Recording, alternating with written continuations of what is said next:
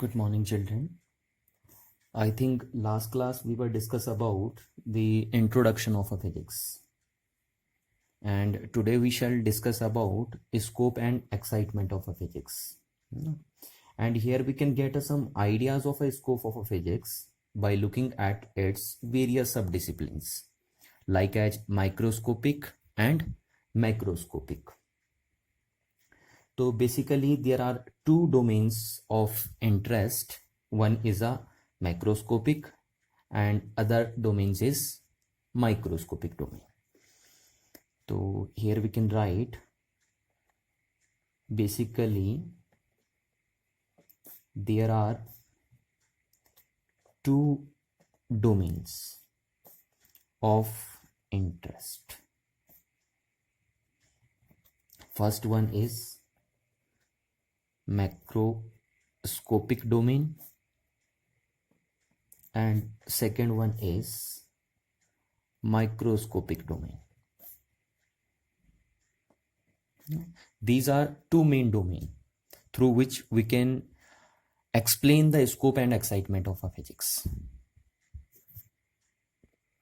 So here we can also say that physics is basically classified into two categories, two domains. One is macroscopic physics macroscopic domain of physics, and second one is microscopic physics microscopic domain of physics.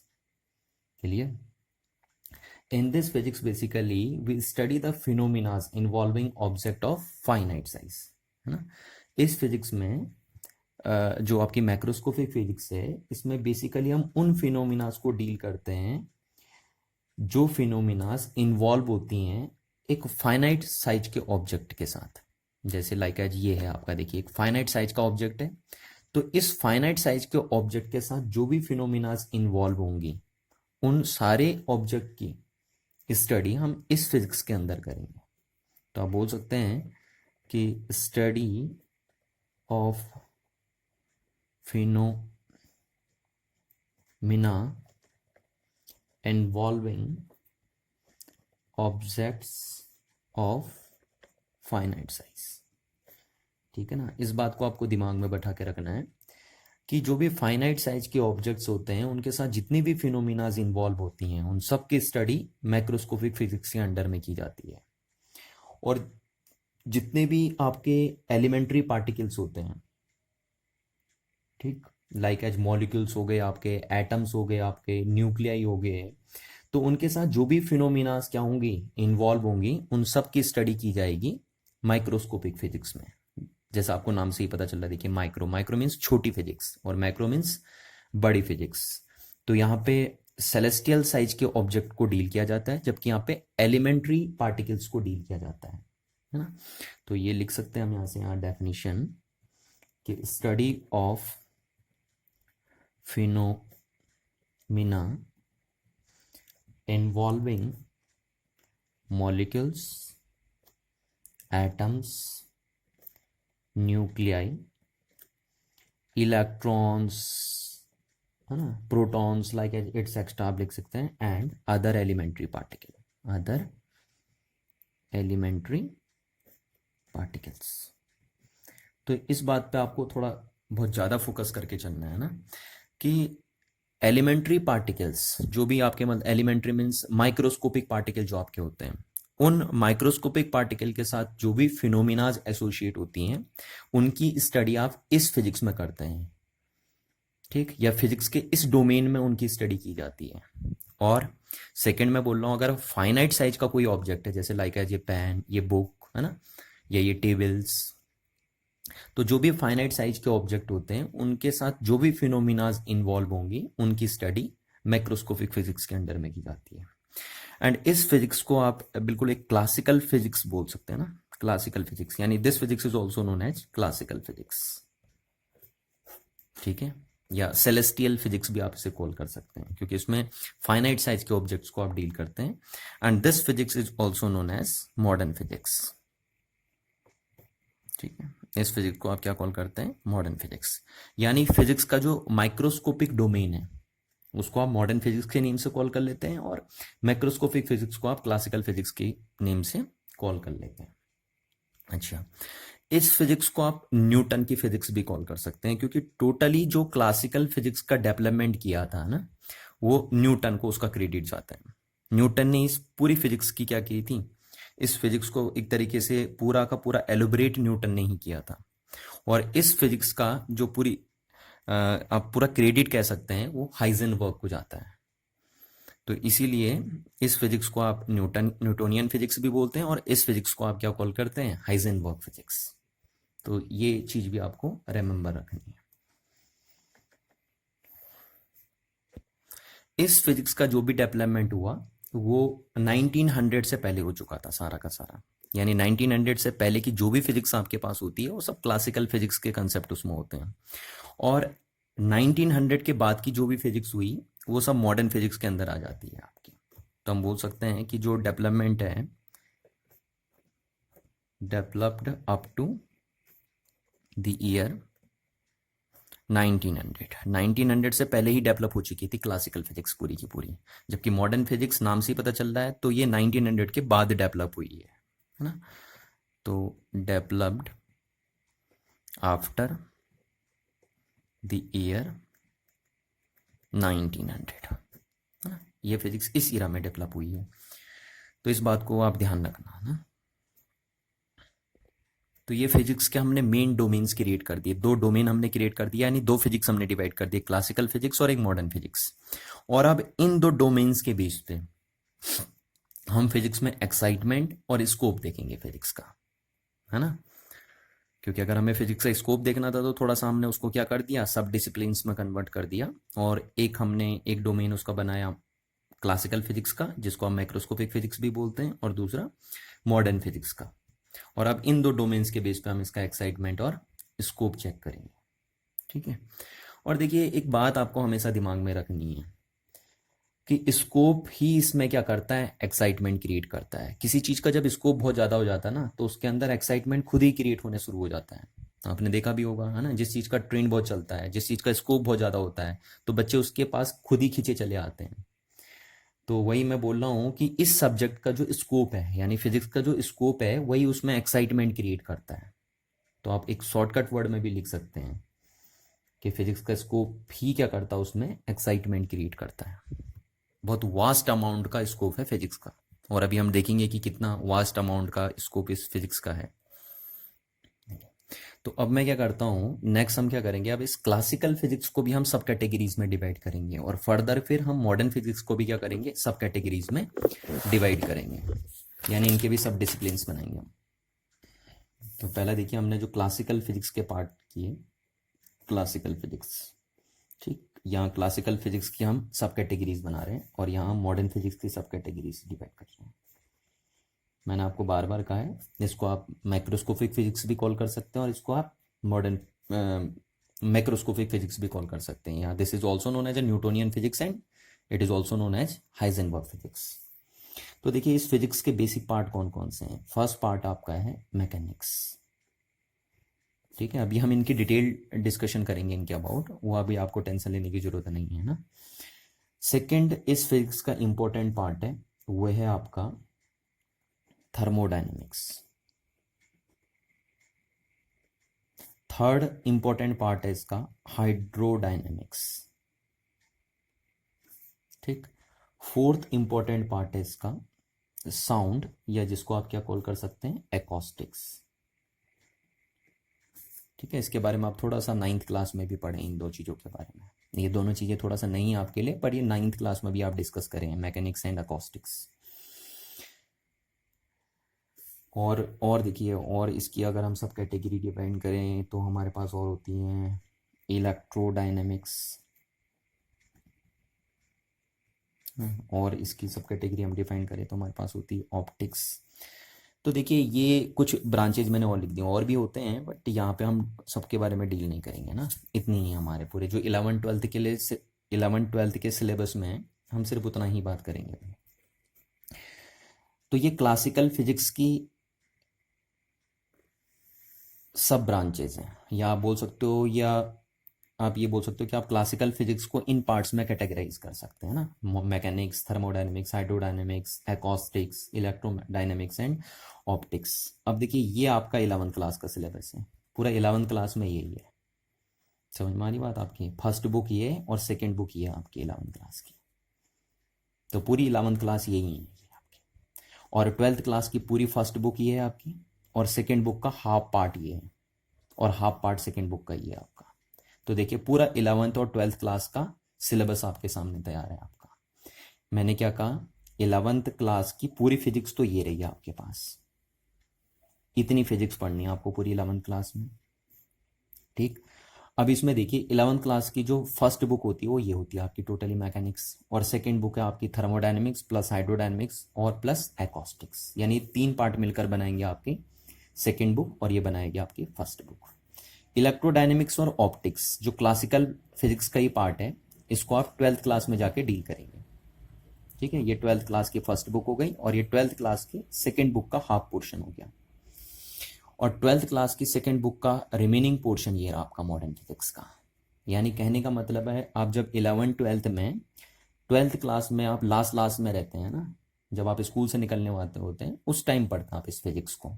बाकी otherwise आप totally कौन सी physics पढ़ते रहते हैं पूरे 11th 12th में? Classical physics. इस physics से आपका सामना बहुत कम होता है, ठीक है। देखिए मॉडर्न फिजिक्स केमिस्ट्री में जरूर आप पहले डील कर लेंगे, अगर आप केमिस्ट्री में पढ़ेंगे तो केमिस्ट्री की सेकेंड यूनिट्स में स्टार्ट हो जाएगी आपकी मॉडर्न फिजिक्स, है ना।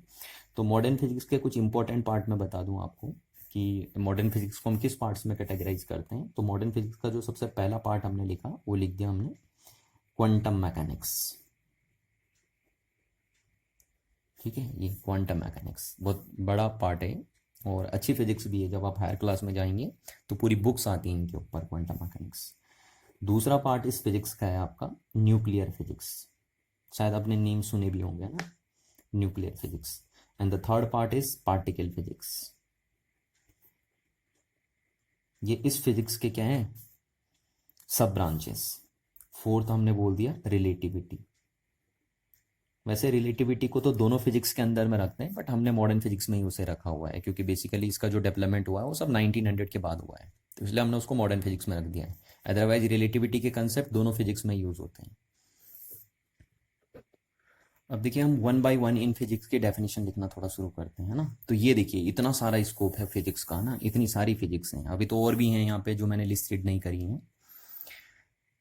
तो यही चीज़ आपको दिखा रहा है कि देखिए इतना बड़ा सिलेबस है इस फिजिक्स का ना, इतना ज़्यादा स्कोप है फिजिक्स का, और इसी स्कोप के बेस पे आपका ये क्या करेगा, एक्साइटमेंट क्रिएट करेगा, ठीक है। आपको डरना नहीं है कि इतना सारा सिलेबस है, क्या है चीज़, है ना। ये तो एक्साइटमेंट क्रिएट करता है, ज़्यादा सिलेबस एक्साइटमेंट क्रिएट करता है, ना कि फियर प्रोड्यूस करता है, ठीक। तो अब इसमें हम पहला देखिए डेफिनेशन लिख लेते हैं, मैकेनिक्स। इसको डिफाइन करते हैं मैकेनिक्स क्या है। तो देखिए मैकेनिक्स के अंदर हम उन ऑब्जेक्ट के मोशंस को डील करते हैं जो लो स्पीड से ट्रेवल करते हैं। समझ में आ रही ना बात? अगर ऑब्जेक्ट लाइट की स्पीड से ट्रेवल करने लग जाए, आपको पता है ना वैक्यूम में लाइट की स्पीड कितनी होती है, 3 × 10⁸ मीटर पर सेकेंड, जिसको आप ये भी बोल सकते हैं 3 लाख किलोमीटर पर सेकेंड, 3 लाख किलोमीटर पर सेकेंड। यानी लाइट वैक्यूम में 1 सेकेंड में 3 लाख किलोमीटर ट्रेवल कर जाती है। तो अगर कोई ऑब्जेक्ट लाइट की स्पीड से ट्रेवल कर रहा है तो वो चीज़ तो फिर यहाँ डील होगी, आपकी रिलेटिविटी के अंदर डील होगी। पर अगर कोई ऑब्जेक्ट बहुत लो स्पीड से मूव कर रहा है तो उसके मोशन को हम मैकेनिक्स के अंदर ही डील करते हैं। यानी हम बोल सकते हैं कि मैकेनिक्स क्या चीज़ है, कि mechanics it deals with a orderly motion of an object which moves with very low speed या एट अ लो स्पीड। तो इसकी डेफिनेशन हम लिख लेते हैं कि it deals with the orderly. अब देखिए वहाँ पर ऑर्डरली लिखना जरूरी है ना, जो मोशन होगा ऑब्जेक्ट का वो वेल डिफाइंड होना चाहिए, 1 डायमेंशन होना चाहिए, 2 डायमेंशन होना चाहिए, 3 डायमेंशन होना चाहिए, रेगुलर मोशन होना चाहिए। ऐसे नहीं कि कोई भी मोशन आपका चल रहा है, जैसे या तो सर्कुलर मोशन हो, है ना, या इलेप्टिकल मोशन हो, इस टाइप से कोई एक ऑर्डरली मोशन हो आपके पास। तो it deals with the orderly motion of objects और ध्यान रखना ये ऑब्जेक्ट कैसे मूव कर रहे हो, लो स्पीड से, एट लो स्पीड, क्योंकि अगर ये हाई स्पीड से मूव करेंगे यानी लाइट की स्पीड से मूव करेंगे तो फिर ये पार्ट रिलेटिविटी के अंदर आ जाएगा इन मैक्रोस्कोपिक वर्ड, मैक्रोस्कोपिक वर्ड। ठीक है, तो जब भी कोई ऑब्जेक्ट अगर लो स्पीड से मूव करता है तो उसके ऑर्डरली मोशन को हम जिस ब्रांच में डील करते हैं उसी ब्रांच को आप क्या कॉल करते हैं, मैकेनिक्स कॉल करते हैं। यानी मैकेनिक्स में हम डील करते हैं एक ऐसे ऑब्जेक्ट के मोशन को जो लो स्पीड से क्या कर रहा हो, ट्रैवल कर रहा हो। या आप बोल सकते हैं कि फिजिक्स की इस ब्रांच में, किस ब्रांच में, मैकेनिक्स में, आप न्यूटन लॉज ऑफ मोशन और यूनिवर्सल लॉ ऑफ ग्रेविटेशन इनके बारे में आप पढ़ते हैं। ठीक है, जो आपने सुने होंगे, 9th क्लास में सुने होंगे। तो हम बोल सकते हैं कि दिस ब्रांच, कौन सी branch, mechanics of physics, is based on, किस पे बेस्ड होती है, ये पूरी physics Newton law of motion पे बेस्ड होती है, बेस्ड ऑन, तभी तो हम इसको न्यूटोनियन फिजिक्स भी बोलते हैं, न्यूटन्स लॉज ऑफ मोशन। ठीक है ना, आपने सुने होंगे three laws of motion, first law of motion, second law of motion and third law of motion. तो उन लॉज ऑफ मोशन पे ही बेस्ड होती है फिजिक्स। एंड सेकंड और क्या चीज होती है, the law of gravitation, the law of gravitation. ठीक है ना, तो ग्रेविटेशन लॉज और न्यूटन लॉज ऑफ मोशन के बेस पर भी बेस्ड होती है पूरी की पूरी आपकी मैकेनिक्स। ठीक है, तो इस बात को आपको समझना है कि मैकेनिक्स क्या है और किस पे बेस्ड होती है मैकेनिक्स, किन लॉज पे बेस्ड होती है मैकेनिक्स। नेक्स्ट बात करते हैं हम थर्मोडायनेमिक्स की। थर्मोडायनेमिक्स, तो देखिए नाम से ही पता चल रहा है, थर्मो का मीनिंग होता है हीट, ठीक, और डायनेमिक्स का मीनिंग होता है मोशन से। ठीक, तो यहाँ पे हम इसको सिंपल वर्ड में हीट फ्लो बोल सकते हैं, मोशन का मीनिंग हो गया फ्लो करना। तो यानी फिजिक्स की वो ब्रांच जहां हम हीट फ्लो के अबाउट डिस्कशन करते हैं उस ब्रांच को आप क्या बोल देते हैं, थर्मोडायनेमिक्स। या आप बोल सकते हैं कि thermodynamics is that branch of physics where we deal about flow of heat. Clear है बात, है ना। तो इस ब्रांच को जब आप डील करेंगे किसको, थर्मोडायनेमिक्स को, तो हम बोल सकते हैं this branch of physics is concerned with the change in temperature, change in internal energy of a system through the transfer of heat from one form to another form and external work extra. ठीक, और इसी branch के अंदर आप ये जानेंगे, जब आप थर्मोडायनेमिक्स पढ़ेंगे तो आप ये जानेंगे कि आपका रेफ्रिजरेटर कैसे वर्क करता है ना। जितने भी मतलब एपरेटस आपके या डिवाइसेस हीट से रिलेटेड हैं, तो यही ब्रांच आपको बताएगी कि आपका रेफ्रिजरेटर कैसे वर्क करता है, आपका स्टीम इंजन किस तरीके से वर्क करता है, और भी बहुत सारे इंटरेस्टिंग फैक्ट आपको इस ब्रांच में देखने को मिलेंगे थर्मोडायनेमिक्स में। तो हम ये भी बोल सकते हैं कि अगर कहीं देखिए, अगर क्या होता है ना कि लार्ज नंबर ऑफ पार्टिकल का अगर कहीं डिसऑर्डरली मोशन होता है ना, एक डिसऑर्डर मोशन, रैंडम मोशन जिसे हम बोलते हैं, तो कहीं भी अगर लार्ज नंबर ऑफ पार्टिकल का जो डिसऑर्डरली मोशन होता है उसको हम फिजिक्स के जिस ब्रांच में डील करते हैं उसी ब्रांच को आप क्या बोलते हैं, थर्मोडायनेमिक्स बोलते हैं। तो हम ये भी बोल सकते हैं कि it deals with the disorderly motion of large number of particles.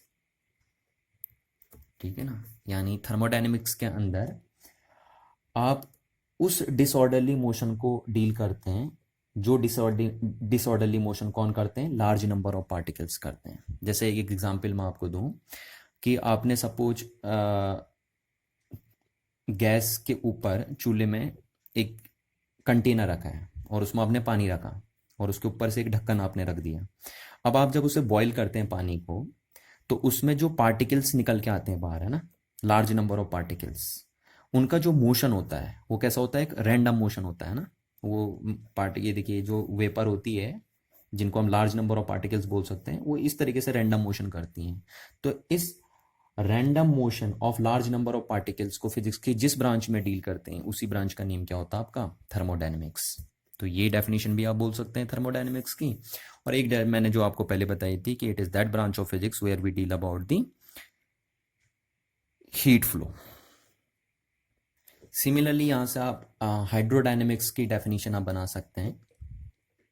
और हाइड्रोडायनेमिक्स देखिए मैं आपको बता दूं, मैं यहाँ पे लिख नहीं रहा हूँ, आपकी इसको इसकी डेफिनेशन खुद ही बनानी इस तरीके से, है ना। तो हाइड्रो का मीनिंग होता है फ्लूइड से, है ना, जो चीज़ फ्लो कर सकती है। हाइड्रो का मीनिंग फ्लूइड से है, जैसे वाटर और एयर, ये दोनों चीज़ों को हम क्या बोल सकते हैं, फ्लूइड, जिनमें फ्लो करने की प्रॉपर्टी होती है। और डायनेमिक्स का मीनिंग क्या होता है, फ्लो। तो आप ये बोल सकते हैं कि hydrodynamics is that branch of physics where we deal about the flow of fluid. ठीक है ना। तो ये ब्रांच भी आपकी काफ़ी इंटरेस्टिंग ब्रांच है। ये एक तरीके से सिविल इंजीनियरिंग वाली ब्रांच है, जैसे आपने बीटेक में एक ब्रांच सुनी होगी ना, सिविल इंजीनियर, है ना, तो वो यही ब्रांच पढ़ते हैं। या मैकेनिक्स, जो मैकेनिकल वाले बच्चे जो होते हैं ना, तो वो भी ये ब्रांच पढ़ते हैं आपकी हाइड्रोडायनेमिक्स। इसमें आपका बिल्डिंग कंस्ट्रक्शन के बारे में आ जाता है ना, जैसे आपके पिलर्स होते हैं जो कि पिलर आई शेप के क्यों रखे जाते हैं, आपका जो सरिया होता है वो कितना मजबूत होता है, जो ब्रिक्स बनाते हैं वो कैसे बनाते हैं, है ना, सीमेंट किस तरीके से फॉर्मेशन, सीमेंट किस तरीके से फॉर्म करते हैं आप, वाटर की कौन कौन सी प्रॉपर्टीज़ होती हैं, वो सब इस ब्रांच में डील हो जाती हैं आपकी। जब आप पढ़ेंगे अभी इसको सेकेंड बुक में फिजिक्स की, तो आपको सब समझ में आ जाएगा। तो टोटली हाइड्रोडायनेमिक्स क्या है, it is a study of fluid flow. तो हम यहाँ पे सिर्फ ओवरव्यू देख रहे हैं ना, आपको डिटेल डिस्कशन करने की ज़रूरत नहीं है यहाँ पे कोई। अच्छा, नेक्स्ट ब्रांच में हम चलते हैं। नेक्स्ट ब्रांच आपकी हो गई इलेक्ट्रोडायनेमिक्स। ये सारी मैकेनिक्स की ब्रांच है ना, इलेक्ट्रोडायनेमिक्स। थोड़ा सा इसका ओवरव्यू आपने 10th क्लास में देखा होगा। तो इस ब्रांच में हम डील करते हैं इलेक्ट्रिसिटी, मैग्नेटिज्म और इलेक्ट्रोमैग्नेटिक वेव्स के अबाउट।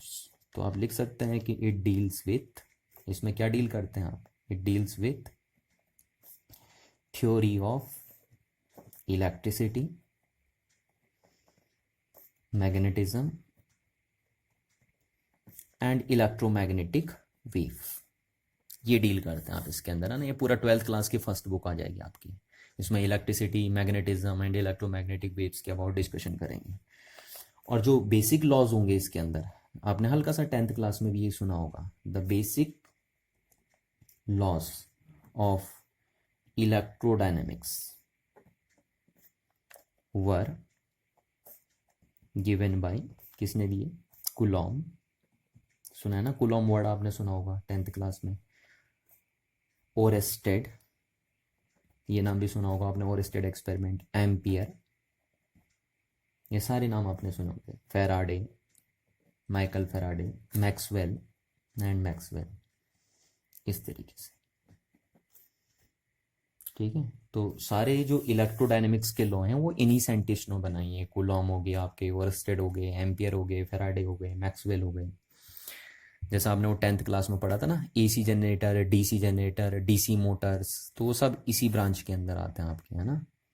तो वो सब डील करेंगे आपकी, जैसे इलेक्ट्रिसिटी कैसे प्रोड्यूस की जाती है, डायरेक्ट करंट कैसे प्रोड्यूस करते हैं, ऑल्टरनेटिंग करंट कैसे प्रोड्यूस करते हैं, मोटर को स्टार्ट कैसे करते हैं, है ना, होम वायरिंग कैसे करते हैं। तो वो सारी बातें इसी फिजिक्स के अंदर आ जाती हैं आपकी। अच्छा, नेक्स्ट ब्रांच जो हमारे पास थी वो थी एकॉस्टिक्स। एकॉस्टिक्स, है ना, जिसे हम साउंड भी बोलते हैं।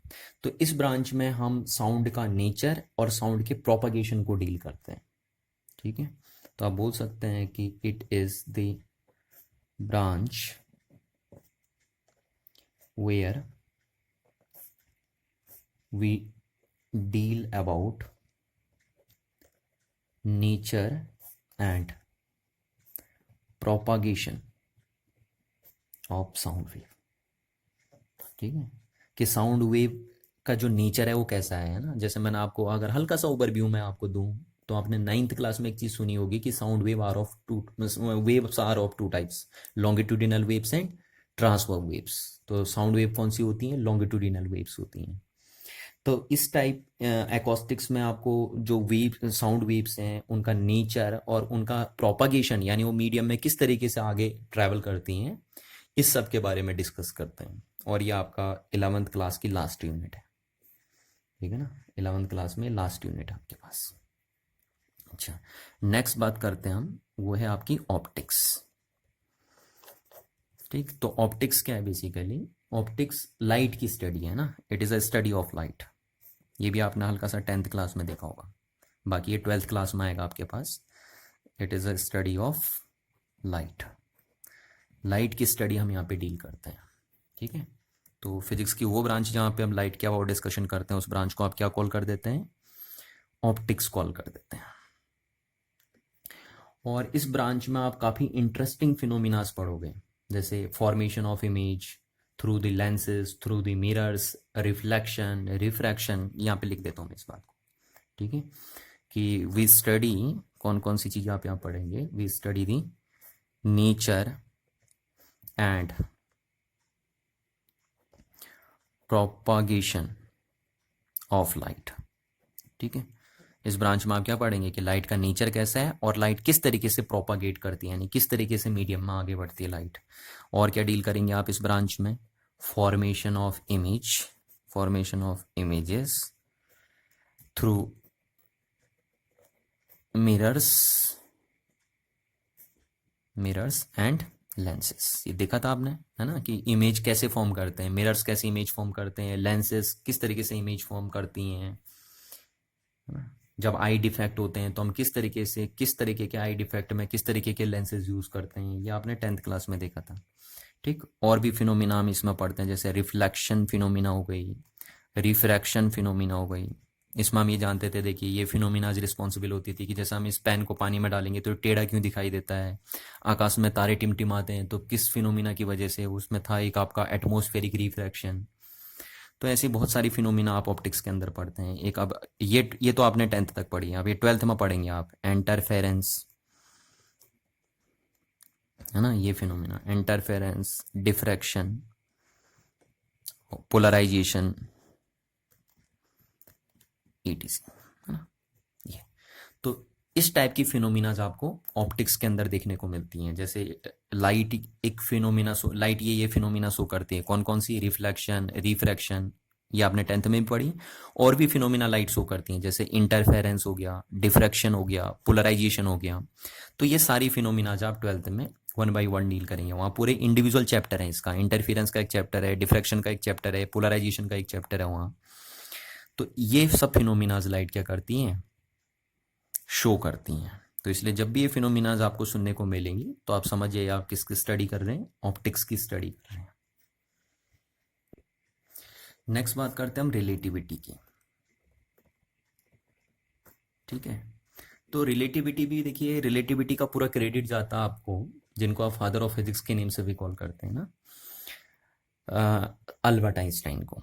तो रिलेटिविटी भी अल्बर्ट आइंस्टाइन ने दो पार्ट्स में कैटेगराइज करी थी। एक है आपकी स्पेशल थ्योरी ऑफ रिलेटिविटी और दूसरी आपकी होती है जनरल थ्योरी ऑफ रिलेटिविटी। तो रिलेटिविटी के भी दो पार्ट्स हैं, special theory of relativity and general theory of relativity. तो रिलेटिविटी क्या है बेसिकली? ये थ्योरी ऑफ इनवेरेंस है ना। जैसे इस थ्योरी में ये बताया जाता है कि लाइट की स्पीड किसी पर्टिकुलर मीडियम और इनर्शियल फ्रेम ऑफ रेफरेंस में हमेशा कैसी रहती है? कांस्टेंट रहती है। ठीक है, तो ये सब यहाँ पे इसको हम बोलते हैं थ्योरी ऑफ इनवेरियंस। तो it deals with the theory of invariance. ठीक है, यहाँ पे इनवेरियंस आपको देखने को मिलेगा कि जो लाइट की स्पीड होती है वो कांस्टेंट होती है ना। यही सब कहता है ये रिलेटिविटी का कंसेप्ट आपका इन नेचर। एंड और इस फिजिक्स में यानी रिलेटिविटी में जो भी ऑब्जेक्ट मूव कर रहा होगा वो अगर लाइट की स्पीड से मूव कर रहा होगा तो ही हम उसको रिलेटिविटी के अंदर कंसीडर करते हैं, है ना। तो यहां पे हम बोल सकते हैं and the motion of objects moving with a speed of light, या अगर लाइट की स्पीड से ना भी चले तो लगभग लाइट के कंपैरेबल स्पीड से चले, या speed comparable to the speed of light। और लाइट की स्पीड कौन सी बात कर रहे हैं हम, 3 × 10⁸ मीटर/सेकंड वाली की बात कर रहे हैं हम, है ना, ये जो वैक्यूम में होती है इसकी स्पीड। तो आप एक चीज़ नोट करेंगे, और ये चीज़ें आपको हायर क्लास में, है ना, ये तो अभी खैर 11th-12th के सिलेबस में आपके पास नहीं है। आप जब हायर स्टडी करेंगे फिजिक्स में तो वहाँ पे आपके पास ये रिलेटिविटी आएगी। और रिलेटिविटी में ये चीज़ बताई जाती है कि देखिए, जैसे आपने सुना होगा ना कि mass is never be change. अभी तक आपने ये सुना है कि किसी ऑब्जेक्ट का जो मास होता है वो कभी चेंज नहीं होता। आप पूरे यूनिवर्स में कहीं पे भी जाइए, एक ऑब्जेक्ट का मास कभी भी चेंज नहीं होता। तो ऐसा इसलिए नहीं होता क्योंकि ऑब्जेक्ट बहुत स्लो मूव करता है, ठीक। बट रिलेटिविटी का कंसेप्ट आपको ये बताता है कि अगर कोई ऑब्जेक्ट लाइट की स्पीड से मूव करने लग गया तो उसका मास क्या होगा, इंक्रीज हो जाएगा, ठीक है ना, उसका मास क्या हो जाएगा, इंक्रीज हो जाएगा। तो इस बात को आपको ध्यान रखना है ना। तो यानी जो अभी तक आप सोचते थे कि मास कभी किसी ऑब्जेक्ट का चेंज नहीं होता है, चाहे आप पूरे यूनिवर्स में कहीं पे भी जाइए, तो ऐसा बिल्कुल नहीं है। किसी ऑब्जेक्ट का मास तब तक ही चेंज नहीं होता जब तक उसकी स्पीड बहुत कम होती है। अगर उसकी स्पीड लाइट के बराबर हो गई या लाइट के कंपैरेबल में हो गई तो उसका मास ऑटोमेटिकली इंक्रीज करने लग जाएगा, ठीक है। और भी बहुत सारी इंटरेस्टिंग फिनोमिना इस फिजिक्स के अंदर आपको देखने को मिलती है रिलेटिविटी के अंदर। जैसे सपोज कोई ऑब्जेक्ट है और वो अगर बहुत हाई स्पीड से मूव करने लग गया तो वो पास्ट में पहुंच जाएगा, ठीक है। यानी इस फिजिक्स में आप पास्ट में भी ट्रैवल कर सकते हैं, जबकि रियल लाइफ में हम पास्ट में ट्रैवल नहीं कर सकते हैं। बट अगर सपोज मेरे को पास्ट में चलना है तो अगर मैं बहुत हाई स्पीड से यानी लाइट की स्पीड से मूव करूं तो मैं अपना पास्ट देख सकता हूं। ये कहना है इस फिजिक्स का। और भी बहुत सारी इंटरेस्टिंग फिनोमिना इस फिजिक्स के अंदर आपको देखने को मिलती है रिलेटिविटी के अंदर।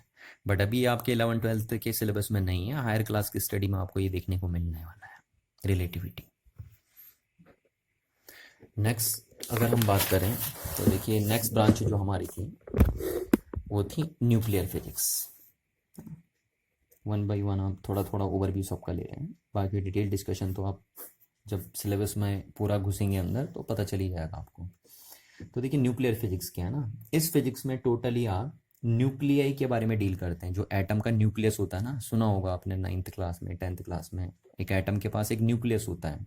तो सिर्फ न्यूक्लियस की स्टडी जिस फिजिक्स में की जाती है उसको न्यूक्लियर फिजिक्स आप कॉल करते हैं। और ये 12th क्लास में आपके पास एक चैप्टर भी है एटम एंड न्यूक्लियाई करके, ठीक। तो आप बोल सकते हैं कि इट डील्स विथ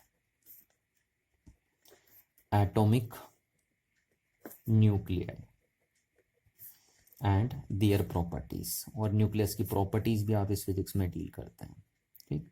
जैसे इस फिजिक्स में बहुत बड़ी बड़ी फिनोमिना आपको देखने को मिलती है, जैसे लाइक एज कौन कौन सी फिनोमिना जिसमें देखने को मिलती है आपको, न्यूक्लियर फिजन हो गया आपका, सुना होगा आपने, है ना, हाइड्रोजन बम बनता है जिसके बेस पे, या आपका न्यूक्लियर हो गया आपका, नहीं, एटम बम बनता है ना, न्यूक्लियर फिजन के बेस पे कौन सा बम बनता है, एटम बम बनता है। न्यूक्लियर फ्यूजन के बेस पे आपका हाइड्रोजन बम बनता है।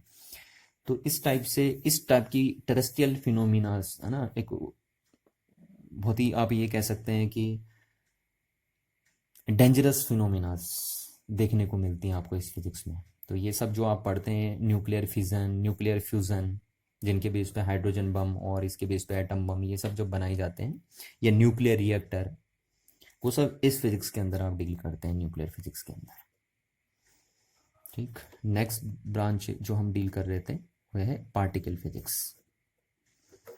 तो ये थोड़ा आपको कम देखने को मिलेगी, ये हायर क्लास की स्टडी में, जब आप हायर स्टडी करेंगे फिजिक्स में तभी आपको देखने को मिलेगी। तो ये फिजिक्स आपको अल्टीमेट पार्टिकल तक लेके जाती है ना। यानी इस फिजिक्स में हम अल्टीमेट पार्टिकल ढूंढते हैं कि किस पार्टिकल ने हमारे यूनिवर्स का फॉर्मेशन किया है ना, कहाँ से हमारी दुनिया बनी है, कहाँ से शुरुआत हुई है, वो ये फिजिक्स बताएगी आपको। अल्टीमेट पार्टिकल हम इसमें ढूंढते हैं कि मैटर किस पार्टिकल से मिलकर बना हुआ है, सबसे छोटा पार्ट कौन है मैटर का, तो वो इस ब्रांच में हम डील करते हैं। तो आप ये बोल सकते हैं कि it deals with the ultimate particles of which matter is made up, ठीक है। कि मैटर जो है उसका जो सबसे छोटा पार्टिकल है वो कौन है, उसी की स्टडी करते हैं आप इस फिजिक्स के अंदर। यानी इस फिजिक्स में आप ये ढूंढते हैं कि हमारा ब्रह्मांड कहाँ से बना रियल में, है ना, कहाँ ओरिजिन है हमारे यूनिवर्स का, वो ओरिजिन हमारा कहाँ छुपा है, कहाँ से शुरुआत हुई है हमारे यूनिवर्स की, वो इस फिजिक्स के अंदर हम डील करते हैं। यानी हम मैटर का सबसे स्मॉलेस्ट, या आप बोल सकते हो स्मॉलेस्ट इंडिविजुअल पार्टिकल, जिसको हम अल्टीमेट पार्टिकल भी बोलते हैं, वो फाइंड करते हैं इस फिजिक्स के अंदर। नेक्स्ट ब्रांच जो हमारी थी वो है क्वांटम मैकेनिक्स।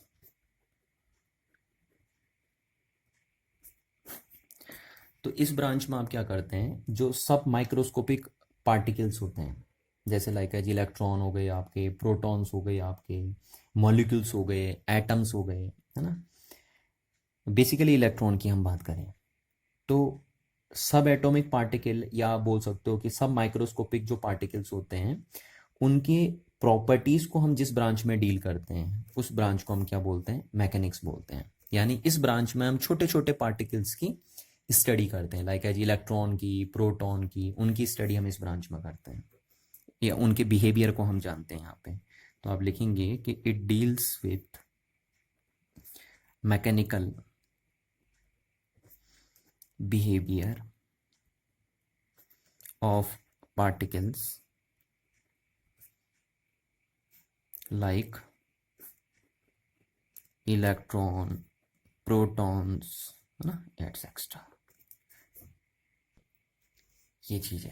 तो ये इनको हम सब एटॉमिक पार्टिकल भी बोलते हैं ना, क्योंकि आपको पता है एटम इनसे बना होता है, इलेक्ट्रॉन, प्रोटॉन, न्यूट्रॉन से, तो इसलिए हम इनको सब एटॉमिक पार्टिकल भी बोलते हैं।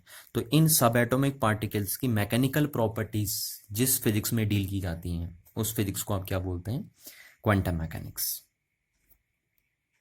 इस फिजिक्स में आप काफ़ी इंटरेस्टिंग फिनोमिनास पढ़ोगे। वैसे तो ये फिजिक्स बहुत ज़्यादा हाइपोथेटिकल फिजिक्स है, बहुत ज़्यादा एजम्पशन इस फिजिक्स में यूज़ किए जाते हैं क्वांटम मैकेनिक्स के अंदर, है ना, बहुत हाइपोथेटिकल फिजिक्स है बहुत ही। तो इस फिजिक्स के अंदर आप ये जानेंगे कि देखिए जो ये इलेक्ट्रॉन है ना, जब ये एटम के अंदर आपने देखा होगा कि इस टाइप से एटम दिखता है आपको, ये न्यूक्लियस होता है और यहाँ पे इलेक्ट्रॉन रिवॉल्व करते हैं। तो ये जो इलेक्ट्रॉन है जब ये मूव करता है यहाँ पे, तो इसके साथ वेव एसोसिएट होती हैं इस तरीके से, ये आप पढ़ेंगे। इसको डी ब्रॉय हाइपोथेसिस भी बोलते हैं, है ना, केमिस्ट्री में भी इसे आप डील करेंगे और फिजिक्स के अंदर भी आप इसे डील करेंगे कि जब भी एक इलेक्ट्रॉन या सब एटॉमिक पार्टिकल क्या करते हैं, मूव करते हैं बहुत हाई स्पीड से, तो उनके साथ क्या एसोसिएट होती हैं, वेव एसोसिएट हो जाती हैं, यानी उनके साथ वेव लिंक रहती हैं, वेव भी उनके साथ चलती हैं। तो इस टाइप की फिनोमिनाज आप यहाँ पे देखने को मिलेंगी आपको क्वांटम मैकेनिक्स के अंदर, जैसे डी ब्रॉय हाइपोथेसिस और हाइजेनबर्ग अनसर्टेनिटी प्रिंसिपल। तो काफ़ी इंटरेस्टिंग फिनोमिनाज यहाँ पे देखने को मिलेंगी, बट बहुत ज़्यादा हाइपोथेटिकल फिजिक्स ये है। तो ये यहाँ तक मैंने आपको क्या बताया, हर फिजिक्स की, है ना, फिजिक्स के जितनी भी ब्रांचेज हैं उनकी थोड़ा थोड़ा ओवरव्यू बताया सबके बारे में कि किस फिजिक्स में आप क्या क्या पढ़ेंगे। जैसे पार्टिकल फिजिक्स के अंदर आप क्या डील करते हैं, क्वांटम मैकेनिक्स के अंदर आप क्या डील करते हैं, न्यूक्लियर फिजिक्स में आप क्या पढ़ते हैं, यहाँ हमने डील किया कि इलेक्ट्रोडायनेमिक्स के अंदर आप क्या डील करें, एकॉस्टिक्स के अंदर आप क्या चीज़ें पढ़ते हैं, ऑप्टिक्स, रिलेटिविटी के अंदर आप क्या चीज़ें डील करते हैं। तो फिजिक्स के हर ब्रांच के अंदर हमने थोड़ा थोड़ा जाना कि हम क्या क्या पढ़ते हैं। ज़्यादा डिटेल हमें नहीं करना है, सिर्फ इतना ही डिटेल में हमें लेके चलना है बस। अच्छा, तो यहाँ से हम कह सकते हैं कि we can now see that the scope of physics is truly vast, है ना। I again repeat the sentence, you can now see that the scope of physics is truly vast. बहुत ज़्यादा वास्ट है ना। अभी आप खुद ही सोच रहे होंगे कि अपने आप में ये फिजिक्स कितनी बड़ी बड़ी हैं। तो बहुत वास्ट अमाउंट का सिलेबस है इसमें, और यही वास्ट अमाउंट का सिलेबस इसमें इंटरेस्ट क्रिएट करता है कि बहुत ज़्यादा स्कोप बनेगा इससे। जब इसका सिलेबस बहुत वास्ट अमाउंट का होगा तो बहुत ज़्यादा स्कोप बनेगा, और बहुत ज़्यादा स्कोप बनेगा तो इंटरेस्ट अपने आप आएगा। और मैं आपको इतनी बड़ी बात बताऊं, देखो एक बहुत बढ़िया बात मैं आपको बताता हूँ कि कितना एक्साइटमेंट है फिजिक्स के अंदर, या कितना ज़्यादा स्कोप है फिजिक्स के अंदर। देखिए आपने बायोलॉजी देखी है ना, तो बहुत बड़े बड़े बायोलॉजिस्ट आपने फिजिसिस्ट बनते देखे होंगे, पर कोई फिजिसिस्ट आपने बायोलॉजिस्ट बनते नहीं देखा होगा। इसका एक बहुत बड़ा एग्जाम्पल मैं बताता हूँ। आपने बहुत बड़े इंडियन साइंटिस्ट का नाम सुना होगा, डॉक्टर होमी जहांगीर भाभा, है ना, जिनको इंडियन न्यूक्लियर फिजिक्स फादर भी बोलते हैं। इंडिया में उनको न्यूक्लियर फिजिक्स का फादर कॉल किया जाता है डॉक्टर होमी जहांगीर भाभा को। तो ये जो डॉक्टर होमी जहांगीर भाभा थे, ये बेसिकली बायोलॉजी के फील्ड से पहले जुड़े हुए थे, और अभी देखिए इनको न्यूक्लियर फिजिक्स का फादर बोलते हैं। तो इन्होंने बायोलॉजी को छोड़कर फिजिक्स में देखिए इंटरेस्ट दिखाना शुरू किया, और वो शायद इसीलिए दिखाना शुरू किया होगा क्योंकि यहाँ एक्साइटमेंट भी बहुत है और स्कोप भी बहुत है ना। तो जब स्कोप किसी सब्जेक्ट में बहुत ज़्यादा होता है, उसमें एक्साइटमेंट बहुत ज़्यादा होता है, तो लोग अपने आप उसकी तरफ को खींचे चले आते हैं। अच्छा, और बढ़िया ढंग से अगर मैं स्कोप आपको बताऊँ, है ना, और भी एलोबरेट करके अगर मैं आपको फिजिक्स का स्कोप बताऊं, तो हम कह सकते हैं कि it covers a tremendous range of magnitude of physical quantities like length, mass, time etcetera. ठीक है, तो यहाँ पे नोट कर लेता हूँ मैं इस बात को कि it covers a tremendous range of magnitude of physical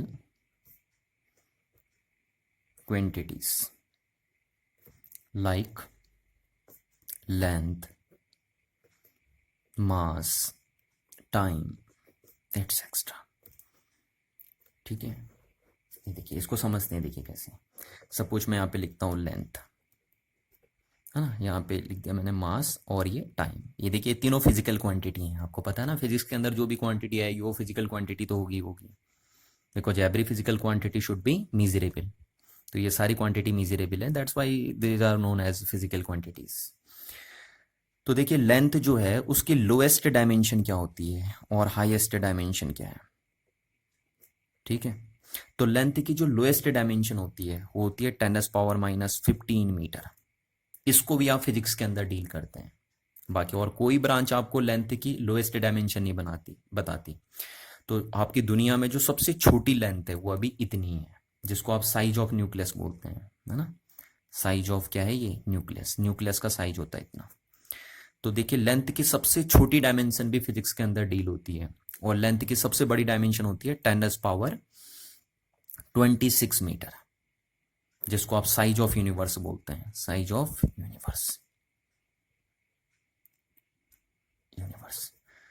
तो देखिए यूनिवर्स का साइज से लेकर न्यूक्लियस का साइज तक बता दे रही है आपको फिजिक्स। तो कितना बड़ा स्कोप है बताइए आप।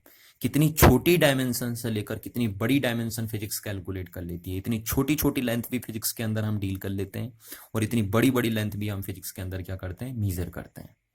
अब ये मत सोचिए आपकी वहाँ पे इतनी बड़ी लेंथ को मीजर करने के लिए आप स्केल ले गए, है ना। ये इनडायरेक्ट मेथड से कैलकुलेट करते हैं फिर हम। अभी आप सीखोगे जब आप यूनिट एंड मेजरमेंट वाला चैप्टर आएगा, तो वहाँ पे आप देखेंगे कि कैसे हम इनडायरेक्ट मेथड से ये बिगर साइज की डायमेंशन को कैलकुलेट करते हैं, या इतनी छोटी डायमेंशन को कैसे कैलकुलेट करते हैं हम, है ना। इनके लिए इनडायरेक्ट मेथड होते हैं, कोई डायरेक्ट मेथड्स हम यूज़ नहीं करते हैं। तो देखिए इतनी छोटी लेंथ भी फिजिक्स कैलकुलेट कर रही है, इतनी बड़ी लेंथ भी फिजिक्स कैलकुलेट कर रही है। तो आप समझ सकते हो कि जब इतनी छोटी लेंथ और इतनी बड़ी लेंथ तक फिजिक्स कैलकुलेट कर लिए तो कितना बड़ा स्कोप है। देखिए यहाँ से 10⁻14 मीटर का वेरिएशन है इनमें, देखिए दोनों में, है ना। 10⁻40 मीटर का वेरिएशन देखने को मिल रहा है। तो इतना ज़्यादा स्कोप आपको यहाँ पे देखने को मिल रहा है। देखिए लेंथ में ही। मास की अगर हम बात करें तो सबसे छोटा मास जो वर्ल्ड में होता है वो होता है 10⁻31 kg, जिसको हम मास ऑफ इलेक्ट्रॉन भी बोलते हैं। तो देखिए इतना छोटा मास भी फिजिक्स के अंदर कैलकुलेट कर सकते हैं आप। ठीक, और 10⁻55 kg तक भी फिजिक्स के अंदर क्या किया जाता है, मीजर किया जाता है, जिसको आप क्या बोलते हैं, मास ऑफ यूनिवर्स। तो यूनिवर्स के मास से लेकर इलेक्ट्रॉन के मास तक को भी फिजिक्स क्या करती है, मीजर करती है। देखिए इतनी छोटे मास को और इतने बड़े मास को भी फिजिक्स इनडायरेक्ट मेथड से क्या कर देती है, कैलकुलेट करके रख देती है। तो आप समझ रहे होंगे कितना ज्यादा स्कोप है यहाँ पे, है ना। नेक्स्ट बात करते हैं अगर हम टाइम की, तो स्मॉलेस्ट टाइम जो वर्ल्ड में है वो है 10⁻22 सेकेंड अभी तक। और ये कौन सा टाइम है, ये वो टाइम है जो लाइट 1 मीटर ट्रैवल करने में लेती है। Time taken by a light to travel a 1 metre distance. तो ये आ जाएगा आपका, यानी लाइट 10⁻22 सेकेंड में 1 मीटर डिस्टेंस ट्रेवल कर लेती है इतनी स्पीड से। अगर लाइट की स्पीड ये हो 10⁻8 मीटर पर सेकेंड, तो लाइट इस टाइम पीरियड में 10⁻22 सेकेंड में 1 मीटर की डिस्टेंस ट्रेवल कर लेती है। तो देखिए इतना छोटा टाइम भी हम कैलकुलेट कर लेते हैं, यानी हम ये भी पता कर लेते हैं कि लाइट इस स्पीड से 1 सेकेंड में 1 मीटर है ना, इतनी स्पीड से 1 मीटर डिस्टेंस ट्रेवल करने में कितना टाइम लेगी, तो वो भी हम कैलकुलेट कर लेते हैं डायरेक्ट मेथड से। अच्छा, जो सबसे हाईएस्ट टाइम की डायमेंशन है, सबसे बड़ा जो टाइम है वो है 10⁸ सेकेंड। ठीक, और ये कौन सा टाइम है, देखिए सॉरी 8 कह रहा हूँ, 18 सेकेंड, 10⁻18 सेकेंड, ये बिगेस्ट टाइम है। देखिए हमारा क्या है ना, अभी यूनिवर्स ऐसे फैल रहा है, ऐसे ऑसिलेट कर रहा है, फिर ऐसे आएगा हमारा यूनिवर्स। तो ये जो एक ऑसिलेशन होगा, जैसे यहाँ से ये ऐसे गया और फिर दोबारा ये आया, तो यूनिवर्स को एक ऑसिलेशन करने में जो टाइम लगेगा उसको बोलेंगे 10⁸ सेकेंड। ये बोल सकते हो आप, it is a time period of, क्या है ये, time period of oscillation of universe, oscillation of universe के ऑसिलेशन का टाइम पीरियड है।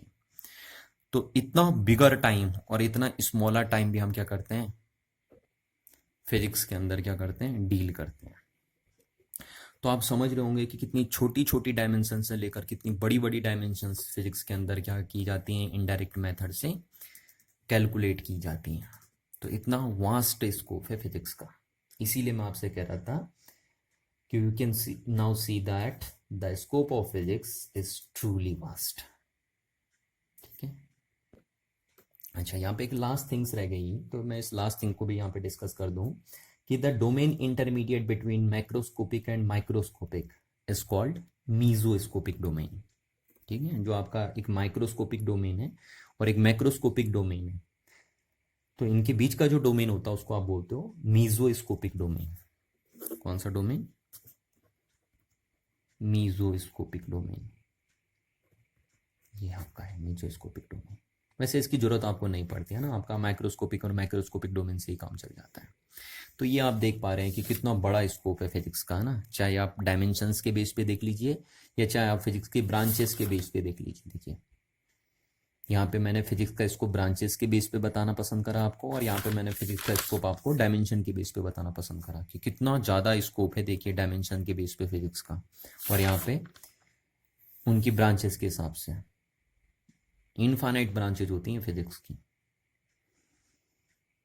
तो जब इतना ज़्यादा स्कोप है इस फिजिक्स का, तो ऑटोमेटिकली इसमें इंटरेस्ट आना तो बनता है ना। तो यही सब आपको लिखना है इसके अंदर, है ना। अगर स्कोप और एक्साइटमेंट की बातें होती हैं तो ये सब चीज़ें आपके सामने निकल के आएंगी। और नेक्स्ट क्लास हम डिस्कस करेंगे अब fundamental forces in our nature, उसके बारे में हम डिस्कस करेंगे। Thank you everyone.